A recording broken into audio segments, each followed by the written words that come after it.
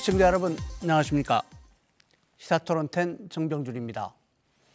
시사토론10은 기해년을 맞아서 지난주부터 전남지사와 광주시장을 차례로 모시고 새해 현안에 대해서 토론하는 시간 갖고 있습니다. 오늘은 광주시의 현안에 대해서 토론을 해볼 텐데요. 광주시는 올해 그동안 오랫동안 끌었던 도시철도 2호선을 착공하고 7월에는 세계 수영선수권대회도 엽니다. 그런가 하면 한편에서는 광주 군공항 이전과 어등산 유원지 조성 등 아직 풀리지 않는 현안들도 있습니다. 광주시가 이런 현안들을 어떻게 대처해 나갈 것인지 이용섭 광주시장으로부터 차근차근 들어보도록 하겠습니다. 시장님 나와주셔서 감사합니다. 예, 안녕하십니까. 이용섭 시장과 함께 토론해 주실 분들입니다. 오늘도 학계와 시민단체에서 각각 한 분씩 두 분의 토론자를 모셨습니다. 먼저 전남대 지역개발연구소장 맡고 계신 나주몽 교수 나오셨습니다. 네, 안녕하십니까. 시민단체 광주로에서 김현영 상임이사 나오셨습니다. 안녕하십니까. 네, 안녕하세요. 시장님 이제 민선 7기 이제 지난 6개월 지내시고 예. 새해 맞으셨습니다. 예. 시민들에게 올해 새해 어떤 마음으로 시정이 임하고 있는지 인사부터 해주셨으면 좋겠습니다. 존경하는 시청자 여러분, 새해 복 많이 받으십시오. 무등산의 정기 듬뿍 받으시고 새해는 더욱 건강하시고 행복하시고 소망하시는 모든 일이 성취되시길 기원합니다. 저는 우리 시민들께서 근심 걱정 없이 행복하게 사실 수 있도록 금년에도 최선을 다하겠습니다. 네. 광주시에 올해 현안이 워낙 많아서 본격적으로 토론을 바로 들어가야 될 것 같은데요. 먼저 도시철도 2호선 사업부터 얘기를 해보겠습니다. 이 결정하는 데만 16년이 걸렸는데 지난해 어쨌든 공론화 과정을 거쳐서 결론이 났습니다. 시장님 오늘 이제 본격적으로 올해부터 공사 시작하시는 거죠? 그렇습니다. 금년 상반기에 이제 공사를 착공하려고 차질 없이 준비를 하고 있습니다. 그래서 지금은 그동안 잠시 멈칫했던 실시 설계도 빠르게 진행하고 있고, 그리고 환경, 교통 영향 평가도 하고 있고, 또 중앙부처와 협의도 이제 진행을 하고 있습니다. 네. 지금 말씀하신 것처럼 도시철도 2호선은 지난 16년 동안이나 해결되지 못했던 해묵은 과제였습니다만, 그동안 공론화 과정을 거쳐서 이제 시민들이 하나로 돼서 모두 다 수용을 해주고 있기 때문에 속도감 있게 추진을 할 것입니다. 저는 이것은 그야말로 광주에서 협치 행정의 새로운 모델을 만들었고, 그리고 생활민주주의를 실현했다고 평가를 합니다.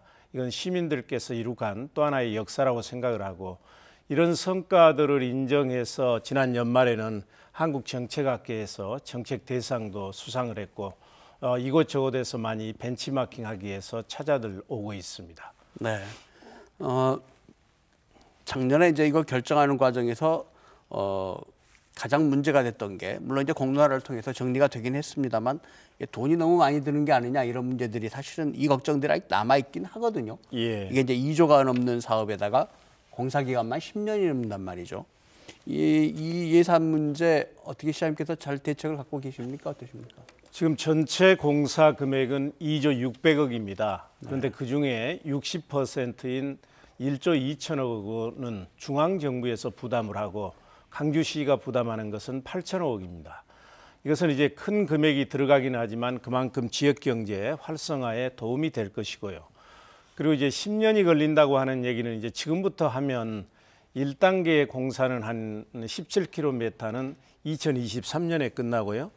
2단계 공사는 2024년, 이렇게 되면 이제 순환선은 사실상 끝나게 되고, 백운광장에서 효천역을 잇는 한 4km, 이게 3단계로 해서 2025년에 완공이 되겠습니다. 그래서 재정 문제에 대해서 크게 걱정하시지 않도록 최선을 다하겠습니다. 네. 나 교수님, 도시철도 2호선에 대해서 시장님께 드릴 말씀 있으시면. 예, 제가 도시철도 2호선을 이렇게 결정하는 그런 과정을 쭉 지켜봤습니다. 그런 부분에서 특히 이제 그러한 부분의 도시철도 2호선에 대해서 관심이라고 하는 것이 최근에 2018년도 사회지표 조사를 보게 되면 가장 첫 번째 1번이 도시철도, 그 다음에 이제 일자리, 그다음에 세 번째가 이제 송정역과 이제 광주역과 같은 그런 부분이어서 이런 것들을 봤을 때 굉장히 관심을 많이 갖고 계시다는 건데요. 예. 특히 거기에서 이제 수기민주주의라고 하는 이런 부분들을 우리 광주에서 한번 실험을 해봤다라고 하는 그런 부분에 의의를 가질 수가 있겠고요. 또 한편으로는 이런 걸 통해 가지고 이런 것들을 착공을 했는데 앞으로 이제 10년 동안에 이 도시철도 2호선이 되었을 때 광주에 어떤 이익과 어떤 것을 가져올 것이냐라고 하는 것들을 함께 공론화하고 그런 부분들을 우리가 이익을 편익을 극대화할 수 있는 그런 방향들을 도출하는 그런 것들도 앞으로 향후에 굉장히 중요할 거라고 저는 생각이 듭니다. 네, 김 이사님 말씀 마저 듣고 네. 하겠습니다. 시장님께서 공론화 요구를 수용을 하셨고 그 협치의 주요한 성과로 말씀하셨는데 충분히 저희도 공감하고요. 광 지역에서 특히나가 공론화를 했던 것이 원전에 대한 문제였고 두 번째 광주였던 것 같습니다. 상당한 성과점이 있었던 것 같고요. 교수님께서도 말씀하셨던 것처럼 어떻게든 공론화 자체가 새로운 민주주의 실험이었던 것 같습니다. 특히 이제 참여를 하고 시민들이 결정하는 과정을 공식적으로 열었다는 게 큰 성과였던 것 같습니다. 더불어 공론화라는 절차 자체가 수기형 민주주의를 발전시키는 과정이었다고 볼 수도 있겠고요. 하지만 또한 한계 또한 있었던 것 같습니다. 너무 시기적으로 좀 촉박하지 않았는가. 충분한 의견을 듣는 과정이 오히려 더 조금 성숙되게 시기적으로 있어야 되지 않았었나 하는 이야기들 하나가 평가를 또 해볼 수 있을 것 같고요. 약간 공정성에 대한 문제는 좀 이야기가 되고 있습니다. 물론 이제 절차 과정 새로운 시도였기 때문에 여러 가지 문제점이 있을 수 있겠지만 행정이 오히려 이제 그 중립성을 약간 가졌어야 됨에도 불구하고 찬성 측 입장에서 너무 나아가지 않았나 하는 우려점이 조금 이번 기회에 좀 발견이 됐던 것 같고요. 또 종합적으로 평가해 보면 지역 정치가 거의 사라진 것 같습니다. 모든 부담을 시장님한테 드리는 국회의원도 있고 시의원도 있는데 모든 것이 시장님과 마치 이제 시장님에게 부담을 주는 뭐 이런 것이 또 있었던 것 같고요. 지역 언론 또한 마찬가지였던 것 같습니다. 물론 분석적인 것도 있었고 의견을 내놓은 것도 있었지만 언론이 가져야 될 기본적인 자기 역할을 충분히 했나 하는 것도 한 번쯤은 검토해 봐야 된다고 생각하고요. 이제 평가는 뭐 그렇게 보더라도 이걸 어떻게 잘 운영을 하겠는가, 이제 재정 적자에 대한 문제를 충분히 이제 이야기하셨기 때문에 그걸 어떻게 잘 극복할 것인가 하는 문제하고, 또 하나는 어떻든 만들어졌으면 잘 활용을 해야 됩니다. 그래서 수송 분담률을 어떻게 높일 것인가 하는 것이 구체적인 고민이 좀 돼야 될 것 같은데요. 광주시에서는 이미 1, 2호선 합쳐서 한 12% 정도의 수송 분담률을 예측하고 있습니다. 근데 이것이 가능할까 하는 것이 상당히 좀 의문이고요. 비교를 해보자면 부산시 같은 경우에는 대중교통 수송 분담률이 현재가 43%랍니다. 근데 50%까지 목표를 가지고 있고요. 대구 같은 경우에는 16년부터 대중교통 수송 분담률을 3% 정도. 지금 거의 이제 3호선을 착공하고 이제 운영을 하려고 생각하고 있기 때문에, 광주시는 물론 이제 기본적으로 계획은 가지고 있는 것 같습니다. 하지만 도시철도가 원활히 진행되고 운영되고 수송 분담률을 높이기 위해서는 총체적인 대중교통을 전체적인 흐름이나 판을 새롭게 짜야지, 지금과 같이 승용차의 분담률이 굉장히 수송 분담률이 높은 과정 하에서 그냥 만들어 놓는다 해서 운영은 잘 되지 않을 것 같습니다. 이러한 종합적인 검토가 충분히 필요하지 않을까 생각하고 있습니다. 기왕에 만들었으면 잘 써야겠다 이런 얘기신데 어떤 대안을 갖고 계십니까? 우선 이제 시간이 촉박했다 하는 문제는, 이제 시간은 좀 촉박하게 한 건 사실입니다. 왜 그러냐면 이제 16년간이나 논쟁을 했고, 이 논쟁이 오래 계속될 때는 이제 지역사회의 분열과 갈등이 심화될 수 있기 때문에 한 60일 동안에 끝냈고요. 이제 그걸 단점으로 보시는 분도 있습니다만 장점으로 작용하는 측면도 있다, 이런 말씀을 드리고, 실은 제가 이제 도시철도 2호선에 대해서 공론화를 결정했을 때 저를 걱정하는 분들도 그러고 저를 이제 반대편에 서 계신 분들도 16년간이나 논의를 했는데 무슨 또 논의냐, 이런 의견들을 많이 제시를 했습니다. 그렇지만 만약 우리가 이걸 공론화를 거치지 않았다면 2개월 내지 3개월 빨리 착공은 할 수 있을지 모르지만, 아마 지금도 이 추운 날 시청 앞에 반대하시는 분들은 텐트 치고 고생하시고 완공할 때까지 계속해서 분열과 갈등이 계속됐을 것입니다. 그러나 이번에 이제 공론화가 공정하게 결정이 되면서 반대하셨던 분들도 다 수용을 해 주셨습니다. 그래서 이게 협치행정의 성공 모델을 시민들이 만드셨고, 새로운 저는 또 생활민주주의 역사라고 제가 얘기했던 것도 그런 뜻이고요. 지금 우리 김 이사께서 말씀하신 것처럼 우리는 이제 전체 수송 분담률의 43%가 자가용입니다. 지하철은 지금 3.7%밖에 안 되거든요. 제가 이번에 이제 도시철도 2호선 건설과 관련해서 현장에 답이 있다, 백문이 불여일견이다 해서 미넨을 갔다 왔어요. 미넨은 인구도 우리보다 적고 면적도 우리보다 적습니다. 근데 지하철이 5호선까지 있고 도시철도의 수송 분담률이 56%입니다. 그러니까 비교적 이제 차도는 자전거 도로도 있고 이제 미세먼지도 상대적으로 줄어들고 시민들이 즐길 수 있고 편안한 거리가 되는 것이죠. 그런 의미에서 이제 2호선이 되면 10% 이상 우리는 올리려고 생각을 하고요. 그리고 지금도 그런 노력은 하고 있습니다만 버스하고 도시철도하고 이 연계성을 잘 해가지고 대중교통 분담률을 올려가도록 그렇게 노력을 하겠습니다. 네, 어쨌든 지난해 이 도시철도 2호선 문제는 잘 결말을 지었고 이제 올해 공사에 들어갑니다만 지난해 참 안 풀렸던 게 이 광주형 일자리 문제입니다. 그 얘기를 좀 해야 될 것 같습니다. 투자 협약식 직전까지 갔다가 다 기대를 하고 있다가 이게 지금 불발이 됐는데 그런데 이제 광주 시민들 입장에서는 관심이 좀 이게 될까 이렇게 걱정을 하고 있는데 대통령께서 신년사에 광주형 일자리에 대한 강조를 하셨어요. 그래서 아마 부득불 다시 하셔야 될 것 같고 시장께서는 직접 협상을 하시겠다 이렇게 밝히셨단 말이죠. 어떻게 그 뒤로는 별 얘기가 없는 것 같은데 어떻게 해나가실 생각이십니까? 우선 이제 지난해 이 문제를 마무리 지었어야 되는데 네. 시민들의 열렬한 소원에도 불구하고 마무리 짓지 못하고 금년으로 넘어온 점에 대해서 참으로 송구스럽게 생각을 하고요. 실은 12월 6일 날 오후 2시에 대통령이 모시고 저희가 협약 체결을 하도록 돼 있지 않습니까? 네. 근데 그 예민했던 사안들 대부분이 타결이 되고 딱 한 문제, 이제 상생협의회의 결정 사항의 유효 기간을 언제까지로 할 것인가, 이 문제를 가지고 마지막에 지역노동계하고 현대차하고 이제 타협이 안 됐습니다. 그래서 무산이 돼서 저도 이제 상당히 충격이 컸고요. 그래서 그 이후에 이제 저는 이 문제가 본질적으로 내용의 차이가 있다기보다는 당사자 간에 신뢰가 부족한 탓이다 이렇게 보고 제가 직접 이제 협상 단장을 맡아서 추진을 하겠다고 말씀을 드렸고요. 원래 이 문제는 광주 청년들의 일자리 문제를 해결하기 위해서 시작이 됐습니다만 이제 한국 경제에 미래가 걸린 문제가 되어버렸습니다. 지금과 같은 한국 경제가 고비용 저효율 구조가 지속된다면 비교적 높은 임금의 안정된 일자리라고 하는 것들도 4차 산업혁명이 진행되면 언제 없어질지 모릅니다. 그래서 우리가 선제적으로 돌파구를 찾아야 되는데 저는 광주형 일자리가 바로 그것이다 이렇게 생각을 하고 대통령 그리고 정치권에서 관심을 갖는 것도 거기에 이유가 있다고 생각을 합니다. 그래서 여기에서 멈출 수가 없고요. 저도 이제 하고 싶은 얘기도 많고 진행 사항을 상세하게 말씀드리고 싶습니다만 원체 이제 현대자동차하고 지역노동계의 이해관계가 첨예하게 갈리기 때문에 자칫 이게 또 협상 진행에 도움이 되지 않을까 봐서 말씀을 많이 삼가하고 있는데요. 한마디만 말씀을 드리면 지금도 양쪽과 진행을 협상을 계속하고 있다. 그리고 최선의 노력을 다 하고 있으니까 시장을 믿고 조금만 기다려 주시면 반드시 성과를 내겠습니다. 이 말씀은 드리겠습니다. 공개적으로 진전사안을 말씀은 못하시지만 지금도 노력을 계속 하고 계시다. 그런 얘기시군요. 네. 나 교수님, 시장께서는 지금 두 쪽의 입장차가 그렇게 크지 않다 이렇게 말씀하시는데 어떻게 보십니까?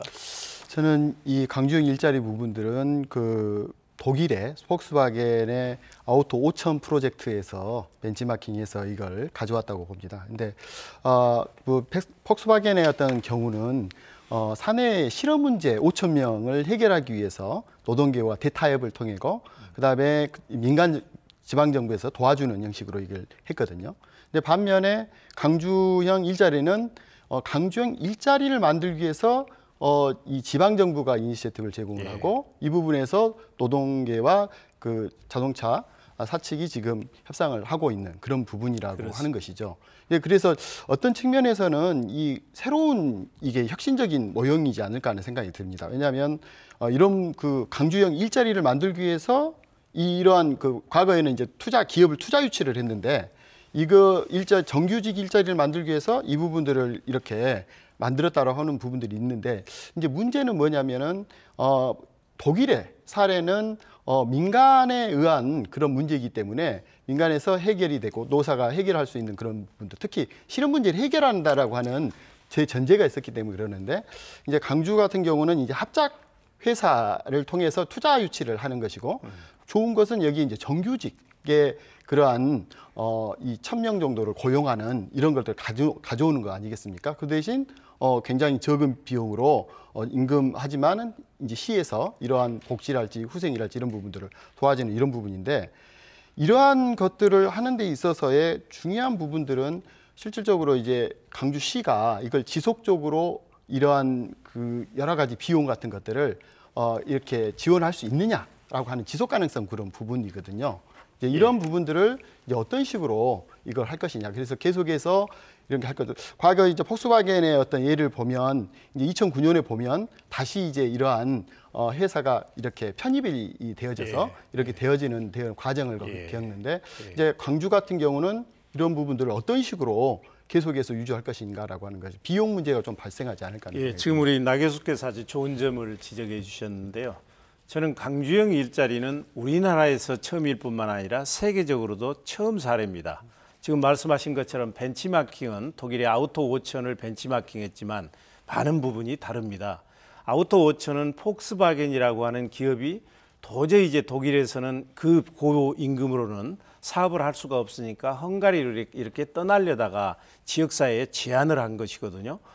그러니까 현재 임금의 80% 수준으로 해서 일주일에 48시간 일하도록 하면 이제 한 달에 5천 마르크 그리고 5천 개의 일자리를 만들겠다 이렇게 지역사회에 제안을 한 겁니다. 그래서 이제 아우토 5천이라는 이름이 붙여졌는데 이것을 이제 기업이 제안을 했기 때문에 노동계만 설득하면 되는 겁니다.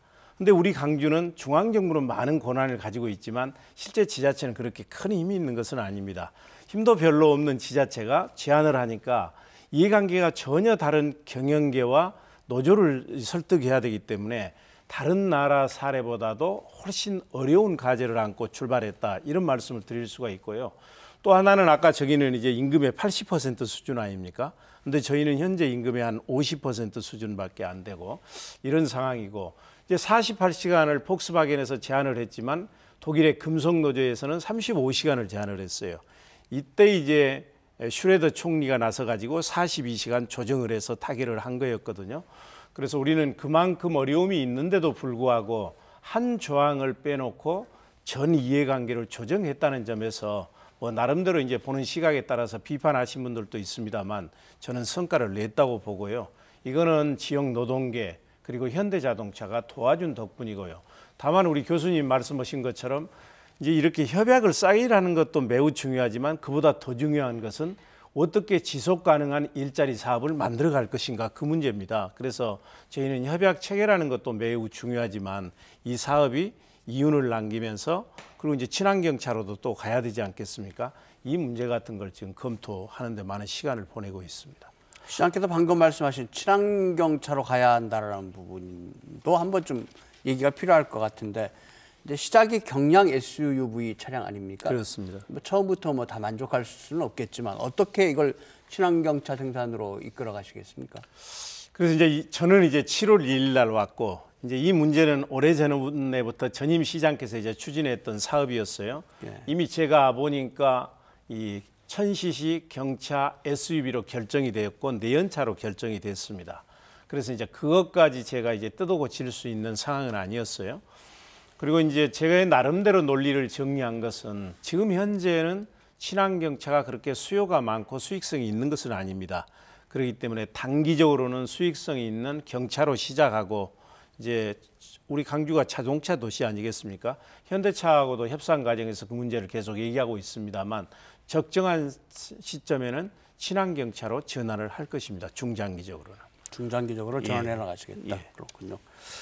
자, 도시철도 2호선과 함께 광주에 참 오래된 현안 중에 어등산 관광단지 조성 사업이 있습니다. 예. 이것도 작년에 좀 잘 되는 것 같은데 아직 최종적인 결론은 안 나고 있는 것 같은데 잘 되고 있습니다. 잘 되고 있습니다. 예, 예. 지금 사업자하고 도시공사하고 자꾸 협상이 지금 미루어져 가고 있던데. 이 어등산 관광단지 사업도 13년 동안 표류되어 왔던 과제입니다. 네. 근데 원래는 여기다 이제 관광단지, 종합관광단지를 하기로 했는데 덜렁 골프장만 이익이 이제 비교적 많이 날 수 있는 골프장만 만들어지고 사업이 중단돼 있었어요.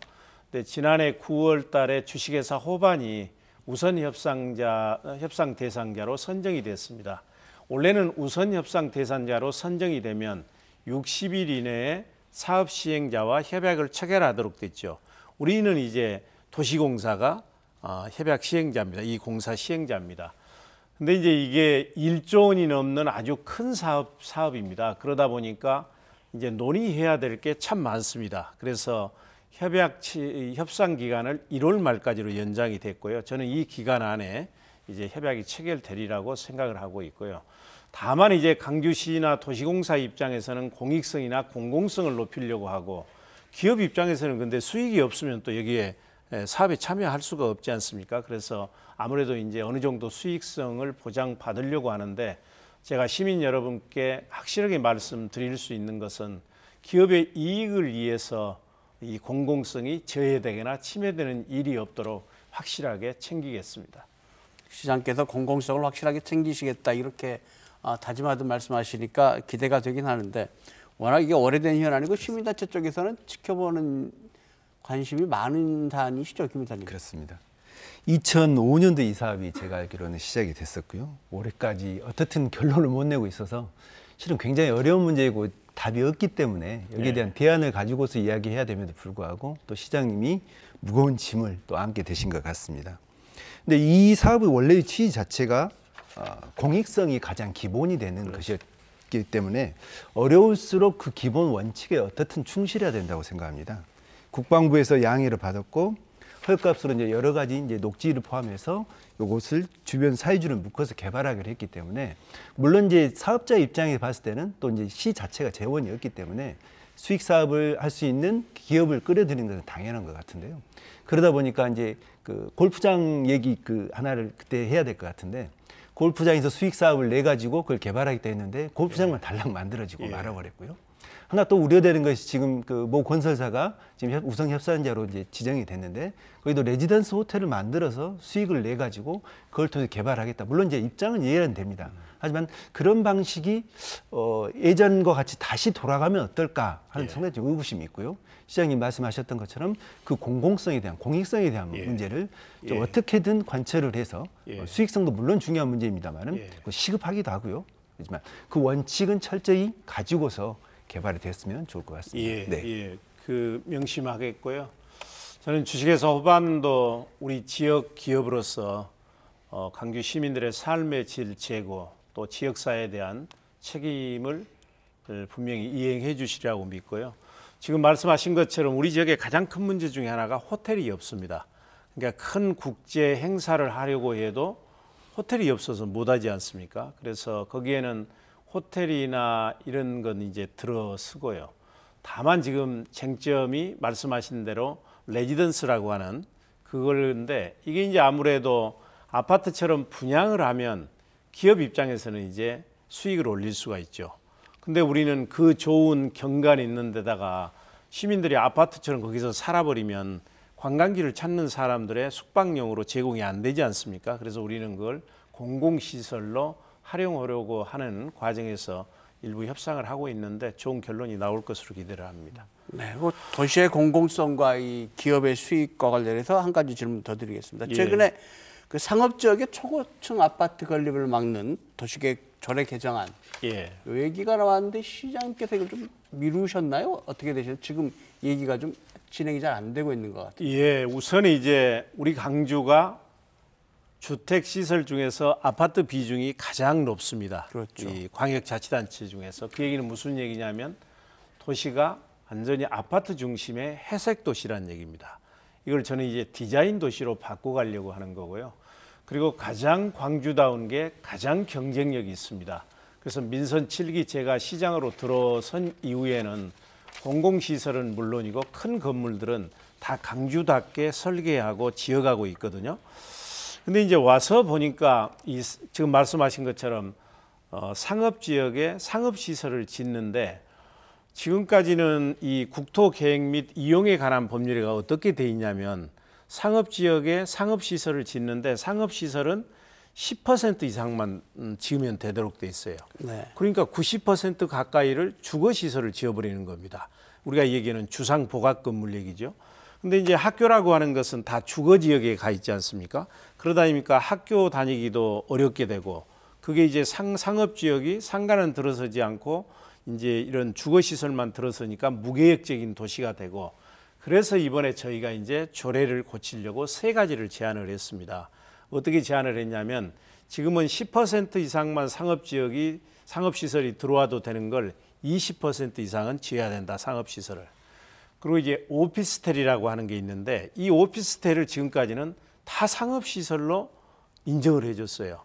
그러니까 그냥 전체를 이 오피스텔을 지으면 실질적으로 거기서 아파트처럼 생활을 하는데 상업 건물이 들어갈 수가 있는 겁니다. 그래서 이거는 주거시설로 보겠다, 이렇게 하고, 이제 상업지역의 경우에는 이제 용적률을 적용할 때 상업지역의 용적률이 있어요. 그건 높아요. 1000%가 넘거든요. 네. 주택지역은 최고 한도가 400%인데 이제 시설별로 따져가지고 주거시설은 400% 한도로 하고 상업시설만 높은 용적률을 적용하겠다.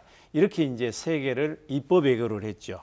근데 입법 예고 과정에서 이렇게 되면 이제 지역 경제에 아주 급격하게 이제 제도가 전환되기 때문에 준비할 시간을 줘야지 경기에 부정적인 영향이 올 수 있다 하는 문제. 그리고 2번째는 전국의 지자체 중에서 이렇게 확실하게 하고 있는 데는 지금 서울밖에 없습니다. 그런데 다른 광역자치단체는 아직 하지도 안 하고 있고, 그리고 3번째는 건축법과 주택법이 이 아까 얘기한 오피스텔에 대한 개념이 일치가 안 됐어요. 한 곳에서는 주거시설로 보고 한 곳에서는 상업시설로 보고 있습니다. 그래서 이런 문제가 정리되지 않은 상태에서 강주가 전반적으로 시행하려다 보니까 부작용이 있고 충격이 있을 것 같아서 상가 비율을 10%에서 20%로 올리는 것, 그리고 용적률을 따로따로 적용하는 것은 금년에 시행하고, 그건 금년에 시행됩니까? 네, 그거는 금년에 시행합니다. 네. 이 오피스텔을 다 이제 상업시설로 보던 걸 주거시설로 보는 것만 법령이 좀 일원화되고 정비되고 또 다른 지역과 형평을 봐가면서 그 부분만 단계적으로 밀어놨습니다. 네, 그렇군요. 혹시 저는 이제 저는 아파트가 초고층으로 올라간다라고 하는 것들에 대해서 그 부분들을 제약을 한다라고 하는 것들은 어떻게 보면은 수요가 있는데 그 수요를 억제하는 그런 규제가 될 수 있다라고 보거든요. 근데 그런 측면에서 아파트 수요가 있는 것을 억제하는 것들은 문제가 있지 않을까 하는 생각이 듭니다. 다만 이제 그러한 그 초고층 아파트를 난개발 방식으로 그냥 무분별하게 이러한 것들을 법을 악용을 해서 이렇게 해버리니까 문제가 되는데, 거기에 이제 컴팩트 시티라고 하는 개념을 적용을 해서 초고층 아파트가 있는 부분들이 민간 교통, 대중교통과 그다음에 워커블 시티와 같은 이런 것들이 연결이 된다라고 하면 오히려 이제 그런 것들이 수요가 또 그 집적 경제라고 하는 부분에서 굉장히 중요한 부분들을 가지고 오거든요. 그래서 이제 이런 것들이 결국은 이제 그 컴팩트하게 이렇게 효율적으로 이러한 그 것들을 해내갈 수 있는 그런 계기도 되지 않을까 하는 생각이 듭니다. 그래서 무분별하게 이렇게 규제하는 것보다는 근데 이제 수요를 지금 이제 우리가 얘기하고 있는 건 이제 아파트는 이제 주거 지역이나 준주거 지역에 들어가는 거고, 지금 우리가 얘기하는 건 이제 상업 지역에 들어가는 그렇죠, 주상 그렇죠. 복합 예. 아파트 문제거든요. 그래서 아파트 지역은 뭐 그렇게 가면 될 것으로 생각을 합니다.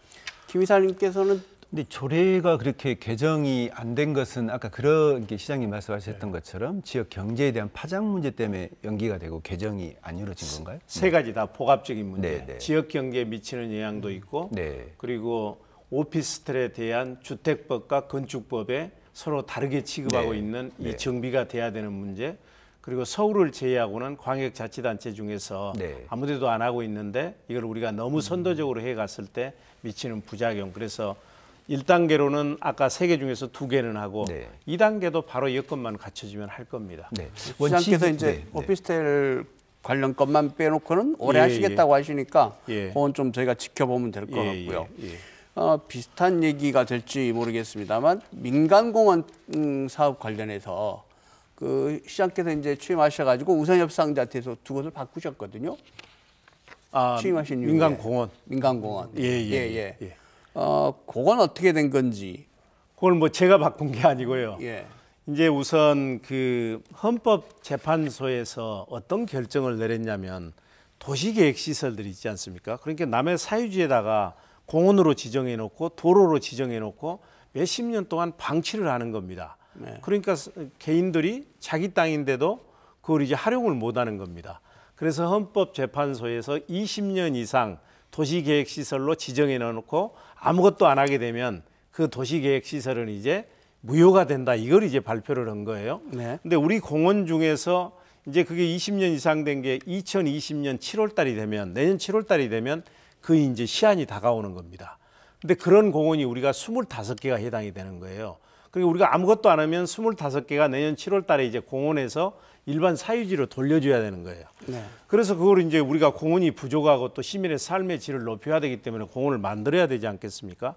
제일 좋은 방법은 우리가 사면 되지요.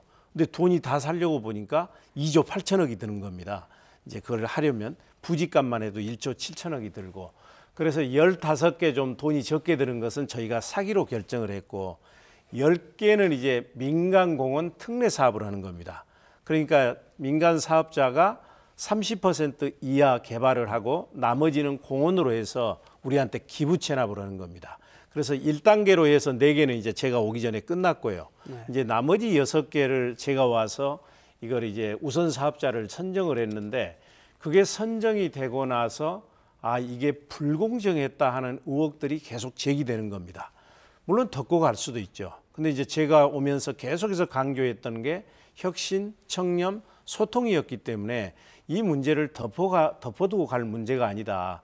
의혹이 있으면 그 의혹을 파헤쳐서 사실이 그렇지 않은데도 이런 루머가 도는 것인지, 잘못됐으면 시정하는 게 민선 7기의 의무라고 제가 보고, 우리 이제 그런 문제가 되게 되니까 우리 감사위원회에서 조사를 했죠. 조사를 해보니까 2개 군데가 이제 평가가 잘못돼서 나온 겁니다.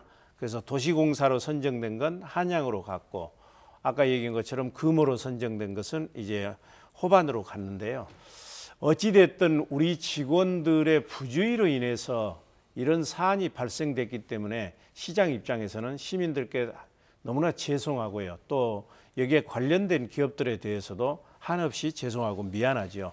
근데 문제는 이런 사건 사고가 고통도 주지만 저는 교훈도 준다. 그래서 앞으로는 이런 일이 재발되지 않도록 관련 책임자들에 대해서는 읍참마속의 심정으로 일벌백계 할 것이고, 다른 한편에서는 제도를 고쳐가지고 견제와 균형 시스템을 만들어서 이런 잘못이 나오게 되면 자동적으로 시스템 속에서 발견될 수 있는 그런 장치를 양쪽으로 해가고 있다는 말씀을 드리겠습니다. 네.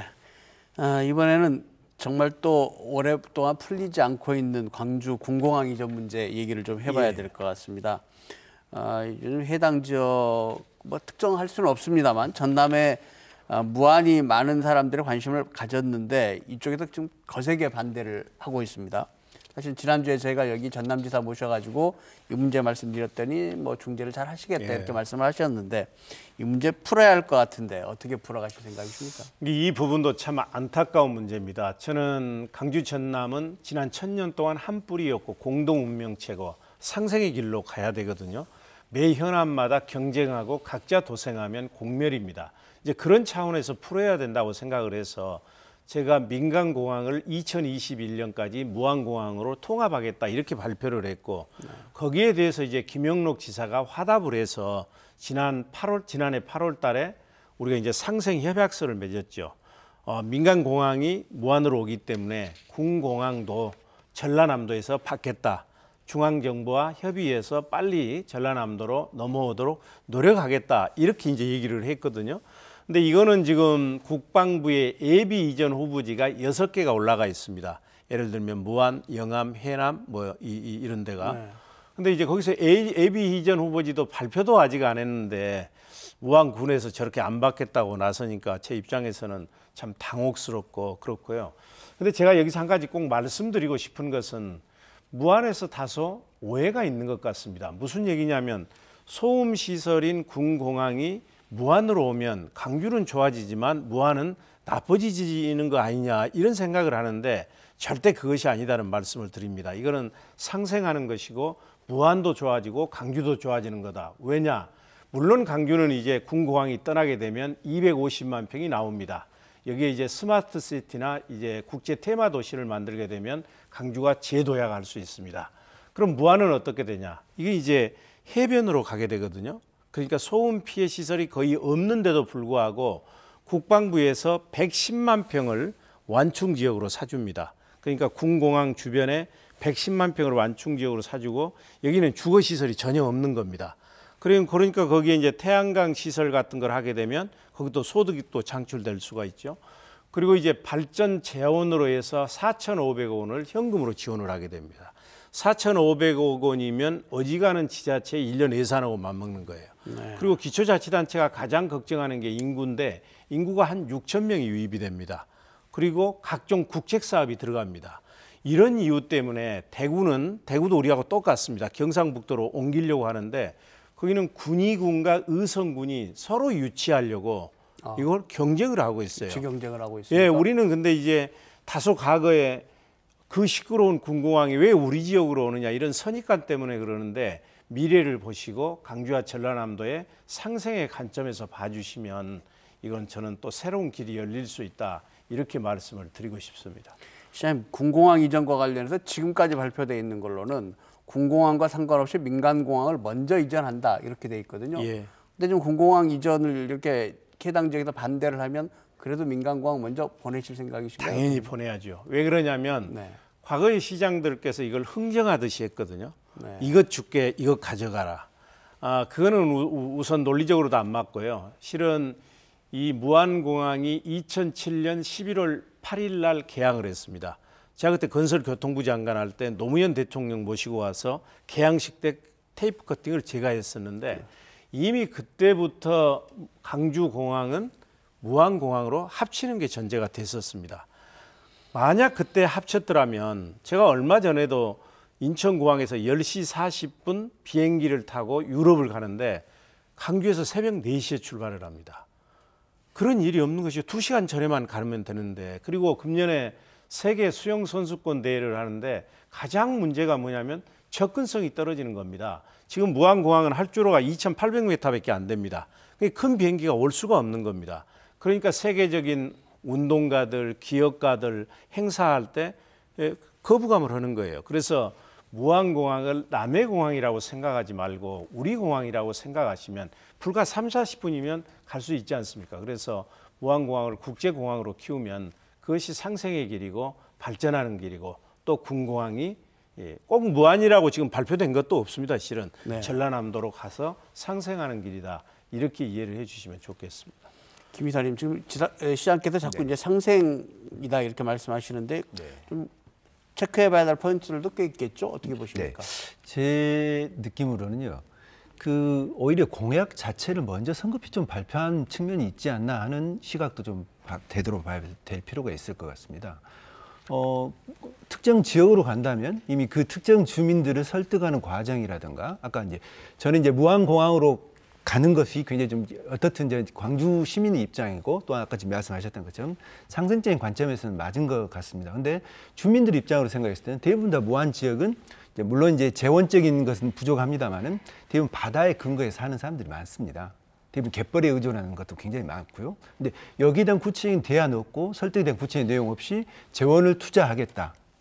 이런 걸로는 주민들을 설득하기는 직접 어려울 것 같습니다. 모든 개발 사업이 그렇듯이 원주민들은 대부분 피해를 봅니다. 대신에 들어간 사람들이 새로운 상업지역이라든가 아니면 새로운 시설에서 들어간 사람들이 이득을 보기 때문에 그러한 경험이 있기 때문에 무안 주민들이 오히려 반대하고 있다고 생각합니다. 그런 것들을 절차적인 과정을 밟는 것이 없이 제안하고 이렇게 합의문 발표하고 이건 약간 성급하지 않았나 이런 생각이 드는데요. 그래서 그것도 일부 오해가 있는데요. 이제 그 4개 지자체에 6개 지역을 선정해서 국방부에 보냈다고 했지 않습니까? 국방부에서는 이제 작전성 검토를 합니다. 근데 그 작전성 검토가 완료됐거든요. 그럼 거기서 한 2군데 정도 여기가 적절하다 이렇게 이제 통보가 올 겁니다. 예비 이전 후보지로. 그러면 이제 그때 본격적으로 그 지자체와 협의를 하고 주민들하고도 협의를 하고 그래서 지자체가 동의를 해주면 이제 옮기면 되는데 동의를 안 해주면 이제 주민 투표까지 가게 네. 되거든요. 네. 그리고 제가 이제 김영록 지사하고 합의를 본 것은 무안으로 간다는 것을 합의한 게 아니고 이제 강주에 있는 군공항을 상생 차원에서 전라남도에서 받도록 하겠다 이걸 합의한 것이거든요. 네. 근데 이제 무안 지역 주민들의 입장에서는 아무래도 이제 민간 공항이 무안으로 오기 때문에 이게 우리 지역으로 오지 않을까 하는 그런 생각들을 미리 가지고 반대를 지금 하고 계신 거죠. 네. 예. 군공항 이전 문제와 관련해 또 상생에서 풀어야 될 문제가 이 혁신도시 관련된 문제, 예. 또 한전공대 관련된 문제, 예. 이것도 지금 현안으로 진행이 되고 있는데, 자 한전공대 어떻게 돼갑니까? 이게 잘 해결되겠습니까? 예, 잘 될 겁니다. 우선 한전공대는 대통령 공약상 아니겠습니까? 2022년 3월에 개교하는 것을 목표로 하고 있는데 이거는 물리적으로 매우 달성하기 어려운 짧은 시간입니다. 그래서 양 시도가 협조하지 않으면 안 되는데 가장 이제 첫 번째 걸림돌이 뭐냐면 어디로 갈 거냐, 어디다 둘 거냐거든요.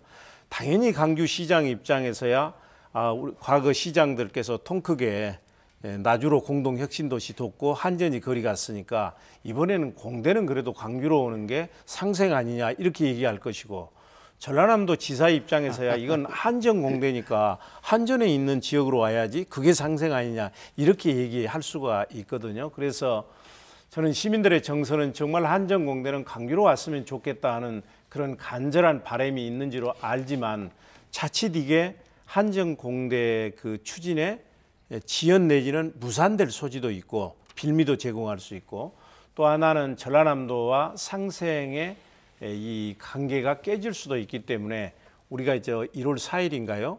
서울에 가서 협약서에 사인을 하고 왔습니다. 그래서 한전이 어디로 결정되든지 간에 우리는 그 결과를 따르겠다 사인을 했고요. 다만 제가 그날도 강조하고 온 것은 강주 시민들의 이러한 간절한 염원이 있음에도 이런 이제 상생 차원에서 사인을 하는데 그래도 이건 꼭 감안해 둘라. 지금 우리가 원하는 한전 공대는 세계적 대학으로 발전하는 걸 전제로 하는 겁니다.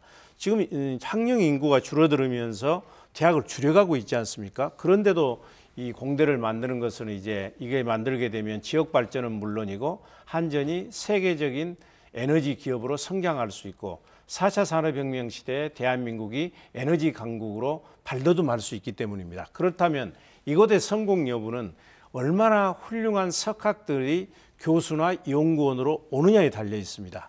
그리고 엘리트 학생들이 오느냐, 그러려면 적어도 정주 여건이 갖춰져야 된다. 두 번째는 이분들이 연구도 하고 그래야 되는데 산학연 연계성이 높은 연구하기 좋은 것으로 와야 된다. 그렇게 하면 남들은 꼭 뭐 강주가 거기 아니냐 이렇게 섣불리 얘기하실 필요는 없고요. 이 두 가지는 그래도 꼭 따져줘야 된다. 성공하기 위해서 그렇게 말씀을 드렸죠. 지금 부지 선정과 관련된 상황이 시와 도에서 각각 3군데씩을 추천을 해서 지금 한전 선정위원회인가요? 거기서 이제 결정을 하는 그런 과정인데 어제 광주와 전남의 2개 시군들이 그러니까 4개가 모여서 한 곳 첨단 3지구를 찍어서 지금 지지를 하겠다 이렇게 발표를 했는데 이게 변수가 돼 보이십니까? 어떻게 생각하십니까? 이제 우리도 3개 추천하고 저기도 3개 추천했지 않습니까? 예. 이제 1단계에서는 우리 하나 저쪽 하나가 이제 선정이 될 겁니다. 그럼 2단계에서 이제 이 2개 중에 하나가 선정이 될 거거든요.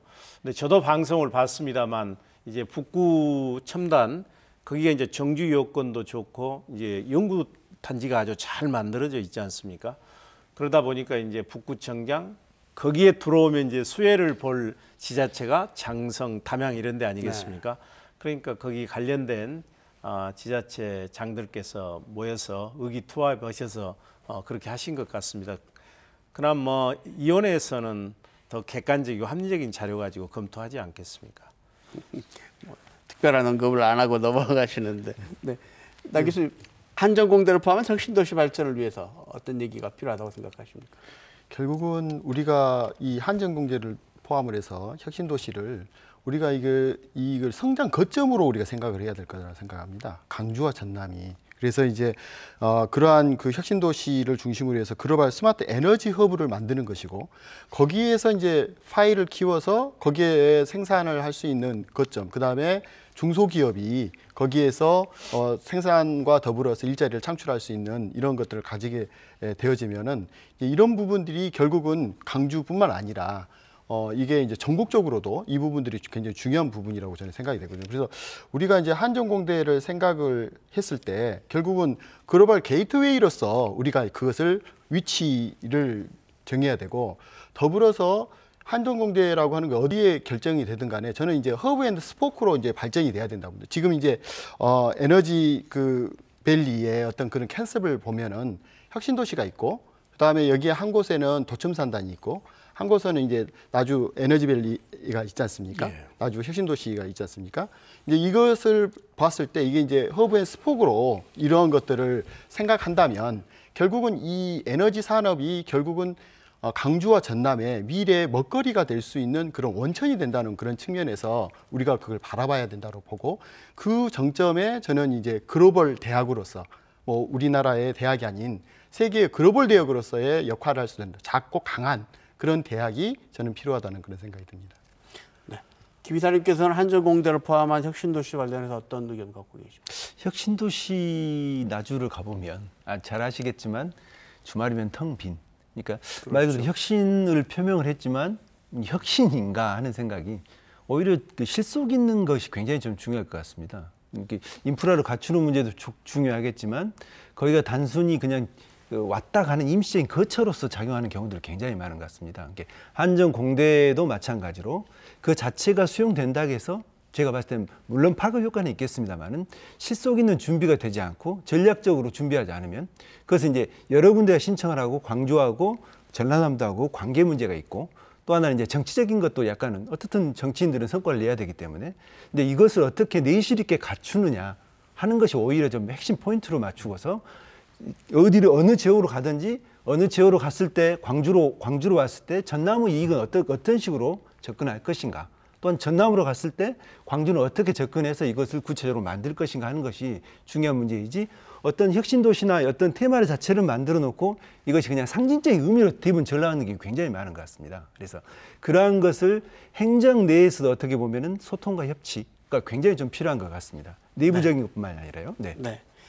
광주시에 오늘 올해 현안이 정말 많아서 이거 주막한 성격으로 중요 포인트만 딱 짚고 왔는데, 그래도 빠질 수 없는 게 올해 수영대회 해야 되지 않습니까? 예. 수영대회 준비 지금 어떻게 돼가고 있습니까? 그 준비는 차질 없이 돼가고 있습니다. 그 하나의 이제 문제라고 한다면 관심들이 부족합니다. 그래서 좀 이 자리를 빌려서 말씀을 드리면, 세계 수영 선수권 대회가 강주에서 금년 7월 12일부터 31일간 열리게 됩니다. 이것은 세계 5대 메가 스포츠 중에 하나입니다. 그러니까 209개 국가에서 15,000명이 참석하고, 그리고 10억 명의 세계 인구가 시청하는 매우 큰 대회입니다. 그동안에 이제 예산이 부족해서 걱정을 했습니다만, 지난 정기국회에서 노력을 해서 예산도 이제 확보를 했습니다. 이 대회 이제 성공의 관건은 물론 우리 시민들 그리고 강주시의 준비와에 달려 있겠습니다만, 상당 부분은 북한 선수단과 응원단이 참여해 주느냐 여부에 달려 있습니다. 우리가 터놓고 얘기해서 우리는 이제 박태환 선수를 빼면은 그렇게 이제 걸출한 수영 스타가 없습니다. 그 주최국에 이제 주최 도시에 이제 걸출한 선수가 있어야 이제 흥행이 되거든요. 근데 북한의 경우에는 2년 전에 헝가리 부다페스트에서 개최했는데 그때 은메달 하나, 동메달 하나를 땄고요.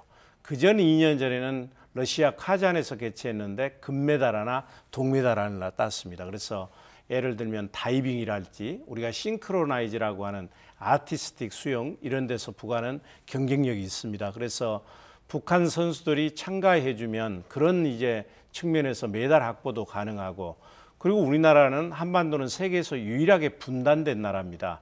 그래서 북한이 선수단과 응원단 그리고 예술단이 참가를 하게 되면 평창 올림픽이 평화의 물꼬를 튼 대회였다면 우리 세계 수영 선수권 대회는 평화의 물결이 넘실대는 그런 대회로 치를 수 있을 것입니다. 그래서 북한 선수단이 참여할 수 있도록 이미 통일부 그리고 문화체육관광부에 정식으로 요청을 했고 북한 쪽에도 이미 그 초청이 가 있는 걸로 알고 있고, 또 하나는 우리가 세계 수영연맹을 피나라고 얘기를 하는데, 피나 회장이 여기도 한 여러 차례 왔습니다만 공식적으로 북한 선수단의 참가비 그리고 중계권료를 다 피나에서 부담하겠다 이렇게까지 하고 있고, 또 북미 정상회담, 남북 정상회담이 여러 차례 개최되면서 한반도에 평화의 바람이 불고 있기 때문에 저희로서는 현재로서 꼭 참가하리라고 그렇게 생각을 하고 있습니다. 네. 다양한 사안들에 대해서 얘기를 하다 보니까 55분 토론 시간이 훌쩍 지나갔습니다. 프로그램을 마쳐야 될 시간이 됐는데 시장께서 올해 이 많은 현안들을 어떻게 처리해 나가실지 마무리 말씀해 주셨으면 좋겠습니다. 존경하는 시민 여러분, 저는 금년을 정의롭고 풍요로운 광주 시대를 여는 온년으로 만들어 보고 싶습니다. 사실 지난 6개월 동안은 전임 시장들이 해결하지 못했던 해묵은 과제들을 처리하느라고 보니까 정작 이용서표 정책은 제대로 시행을 못했습니다. 이번에는 저의 정책, 저의 공약을 본격적으로 시행해서 시민들의 삶이 바뀌는 그런 이제 해로 만들어 보고 싶습니다. 지금 대한민국과 세계의 이목이 광주에 집중되고 있습니다. 그것은 광주형 일자리와 세계 수영 선수권 대회입니다. 그래서 반드시 광주형 일자리를 성공시켜서 우리 청년들의 일자리도 만들고 한국 경제의 체질도 강화하고 기업의 경쟁력도 높이고, 그리고 세계 수영 선수권 대회도 성공시켜서 광주의 이상, 대한민국의 이상을 세계에 알리도록 하겠습니다. 많이 도와주시기를 간절히 부탁드리겠습니다. 네, 시장님 오늘 고생 많으셨습니다. 예, 감사합니다. 두 분 토론자들 감사합니다. 고맙습니다. 네. 올해 광주시가 어느 해보다 현안이 참 많은 해가 아닌가 그런 생각이 듭니다. 모두 시민들의 삶과 직결되고 시민들이 참 많은 관심을 갖고 있는 그런 사안들입니다. 광주시가 이런 문제들을 풀어가면서 특정 이해관계자들보다는 광주시민 전체의 삶을 고루 생각하면서 또 광주시민에게 유익한 길이 뭔지 잘 살펴가면서 이를 해결해 나가셨으면 좋겠습니다. 저희도 계속해서 오래 지켜보겠습니다. 시사토론10 오늘 순서 여기서 마칩니다. 다음 주 이 시간에 다시 뵙겠습니다. 안녕히 계십시오.